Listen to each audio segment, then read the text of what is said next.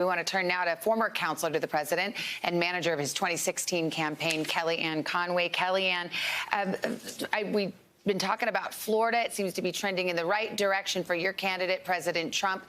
Are you exhaling yet?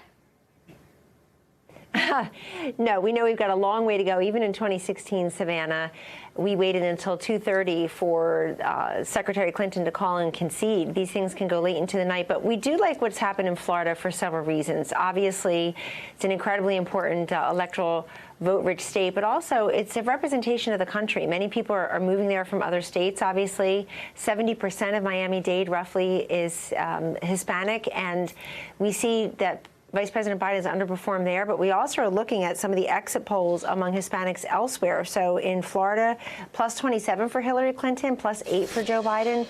In Georgia, plus 40 for Hillary Clinton, plus 25 for Joe Biden. Ohio, among Hispanics, plus 41 for Hillary Clinton, now plus 24 for Joe Biden. So I think that the box that people try to put some of us in based on our gender or race or ethnicity or age is really being tossed on its head in this election. Hispanics care about far more than immigration. That is important, but they also care about many other issues. Seniors care more about than just health care, perhaps for Medicare. They certainly care about that, but it's plus. And women care more than just about abortion. I think voters are telling us all, reminding us all, that we throw into our voter cauldron many different issues, ideas, images, and individuals, and we stir it up, and then we make our choice. The Trump campaign very much likes what they see in the day of voting, because we know that the Democrats did a fantastic job banking that early, really first day of early voting. In fact, in places like North Carolina, Georgia, Florida, Michigan, they had huge gains in the first day. If you wanted to vote against Donald Trump for the last 4 years, you were ready. You stood in line for hours and you did it. But you can vote early. You can't vote often. You can only vote against him one time. And we're counting on the people who turned out to the rallies and even those who didn't want to put signs in the yard, stickers on the bumper, to turn out today. But we're patient people. We'll see this through the night or through the week if we need to. And I think just like Chuck Todd was going over, we're looking at some counties as well to see 2016, 2020 performance, but also looking at some surprises. Sometimes voters repeat history and sometimes they make history. Hey, Kellyanne, I'm curious, are you comfortable, considering that some of the exit poll numbers you've seen in the prioritizing of the virus versus the economy, and how that looked in certain battleground states? First of all, you don't have a Miami-Dade and a lot of these other battleground states. That's a unique unicorn you guys created, and I think you guys deserve a ton of credit. This is a 4-year project, so kudos to you and that organization. That is an impressive feat.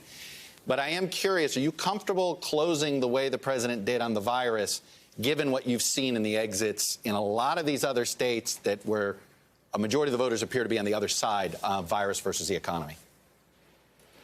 I've always thought the president should go back in time, Chuck, and really talk more about all that was accomplished. He talks about China and European travel being shut down early and how that saved lives. But, you know, we were in lockdown at the White House for quite a while. He couldn't go to Mar-a-Lago, Bedminster, rallies, foreign travel, nothing. No visits to states.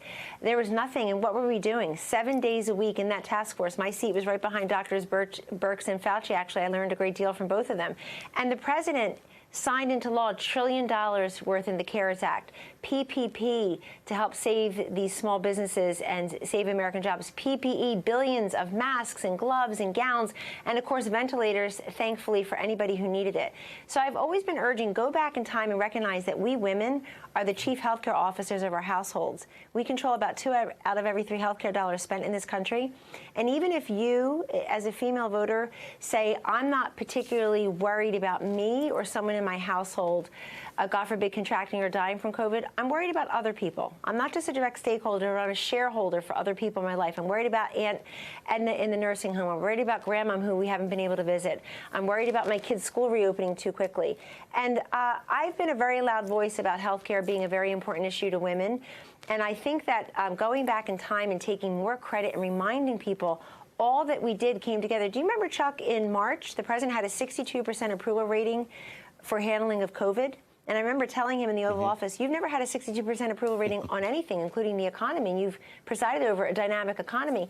I think at that time, the country really was rallying around the flag and saying, let's all come together and watch the mobilization. Now, I think the president's done a great job reminding Americans of the facts that the vaccine development under Operation Warp Speed is tremendous. As Director Collins says at NIH, he's never seen anything come together so swiftly for the government and the private sector.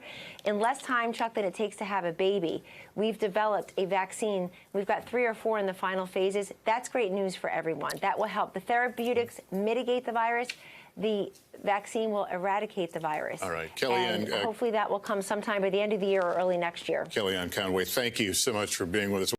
Hey, NBC News viewers, thanks for checking out our YouTube channel.